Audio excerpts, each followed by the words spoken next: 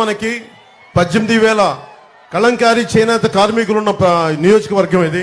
నేను ఈ నియోజకవర్గంలో తిరిగి దాని గురించి ఇన్ఫర్మేషన్ వస్తామంటే పద్మనాభంగా భార్య నాగలీలావతి వీళ్ళిద్దరు ఒక బిడ్డ.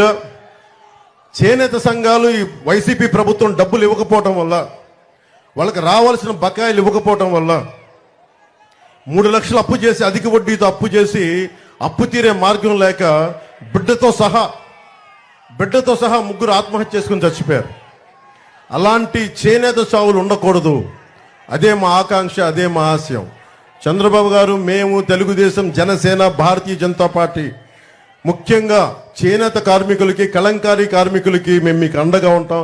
మీ చేత మేము కన్నీరు పెట్టించాం, మీకు అండగా ఉంటాం. అలాగే కళంకారీ గురించి కూడా మీకు జిఐ ట్యాగ్ ఉంది. మీకు మీ వర్క్ని ఎవరు కూడా దాన్ని కాపీ చేయడానికి లేదు, కాపీ రైట్ ఉన్నది మీకు.